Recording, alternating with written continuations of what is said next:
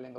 ஒரு லேசர் வந்து ஒரு பொண்ணு போய் வச்சுக்க சொன்னாவே அவங்க முடியாதுன்னு பிகாஸ் இது டிரான்ஸ்ஃபர்மேஷன் ஜேர்னில வந்து வெளியே சொல்ல முடியாத வந்து வலிகள்.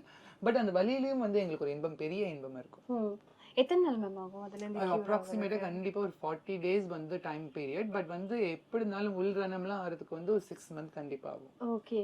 சோ அந்த அந்த இது அந்த டைம்ல ரொம்ப பத்திரமா பாத்துக்கணும். என்ன சொல்லுவாங்கன்னா ஒரு குழந்தை பெத்துக்கிறதுக்கும் இந்த ஆபரேஷன் சர்ஜரி 10 குழந்தை பெத்துக்கிறது சமம்னு சொல்லுவாங்க. சோ அவ்வளவு தூரத்துக்கு பெயின் இருக்கும்போது அவ்வளவு பத்திரமா பாத்துக்கணும்.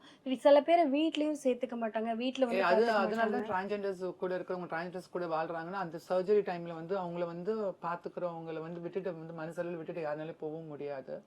ஏன்னா வந்து ஒரு பாத்ரூம் கூட போக முடியாது. யூரின் பேக் தான் போட்டிருக்கணும் 14 days 21 days யூரின் பேக் தான் போட்டிருக்கணும். 1 week மோஷனே போக முடியாது. அதுக்கப்புறம் வந்து நிறைய ப்ரொசீஜர்ஸ் இருக்கு. பிகாஸ் வந்து ஒவ்வொரு சர்ஜரிக்கு ஒவ்வொரு விதமான வந்து புண்ணு ஆத்துற விதங்கள் இருக்கு.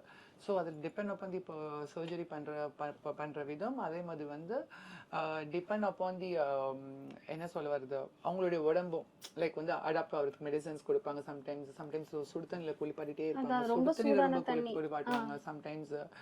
சம்டைம்ஸ் வந்து அந்த வாட் டு சே டெல்டோ பிராக்டிஸ்லாம் இருக்கும். ஸோ இட்ஸ் லைக் எல்லாமே பெயின் தான். பெயின் இல்லாமல் எதுவுமே இருக்காது. நம்ம சுடுதண்ணி வச்சு அப்படியே அது மேல ஊற்றுவாங்க.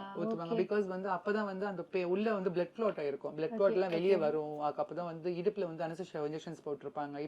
இப்போ நார்மலா வந்து மயக்க மருந்து கொடுக்குறாங்க. அப்பெல்லாம் வந்து இடுப்புல ஸ்பைனல் கார்டு தான் எப்படி பொண்களுக்கு வந்து குழந்தை இடுப்புல போடுறாங்களோ அதே மாதிரி தான் ஒரு டிரான்ஸ்ஜெண்டர்ஸ்க்கும் இடுப்பு கீழே மறுத்து போறதுக்கு அங்க இன்ஜெக்ஷன் போடுவாங்க. ஸோ அந்த வழியெல்லாம் போறதுக்கு சுடு தண்ணி ஊற்றுவாங்க. நல்லா காய வச்சு ஊற்றுவாங்க. அதுல ஒரு விஷயம் சொல்லுவாங்க. அந்த சர்ஜரி முடிஞ்சு இத்தனை நாள் வந்துட்டு யாரு முகத்தையுமே பார்க்க கண்ணாடி பார்க்க கூடாது. முகத்தை பார்க்க கூடாது, கண்ணாடி பார்க்க கூடாது. நாங்க ஐப்ரோ கூட எடுக்க கூடாது. நாங்க புது ட்ரெஸ் போடக்கூடாது.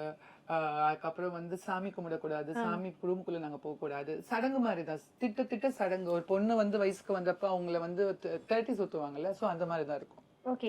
சோ அதுக்கப்புறம் ஒரு கண்ணாடி கொடுத்து பார்த்தா ரொம்ப அழகா தெரியும். 40 நாள் பால் ஊத்தி முடிச்சதுக்கு அப்புறம் சாமி எல்லாம் கும்பிட்டதுக்கு அப்புறம் கண்ணாடி கொடுத்து அவங்க மூஞ்சி காட்ட சொல்லுவாங்க. பிகாஸ் அதுக்கு முன்னாடி வாழ்ந்த வாழ்க்கை வேற, அப்ப அதுக்கப்புறம் வாழப்போற வாழ்க்கை வேற. அந்த வாழ்க்கைய வந்து மூஞ்சி எல்லாம் சேஞ்சஸ் தெரியுமா? ஆமா கண்டிப்பா. அது கண்டிப்பா. நீங்க நிறைய பேர் வந்து நம்ப மாட்டாங்க. லைக் வந்து இப்ப நிறைய சோசியல் மீடியால வந்து நிறைய திருநங்கைகள் வந்து பிஃபோர் ஆஃப்டர் போட்டோஸ் வீடியோஸ் எல்லாம் பாக்குறப்ப காரணம் வந்து பாத்தீங்கன்னா அவங்க சர்ஜரி பண்ணிருப்பாங்க. That's main thing. சர்ஜரி பண்ணோடனே அவங்களுடைய மேல் ஹார்மோன்ஸ் எல்லாமே வந்து போயிட்டு ஃபீமேல் ஹார்மோன்ஸ் ஜென்ரேட் ஆனதுக்கு அப்புறம் ஈஸ்ட்ரோஜன் லெவல் ஜாஸ்தி ஆனதுக்கு அப்புறம் உங்களுடைய பாடி ஃபுல்லா சேஞ்ச் ஆயிடும்.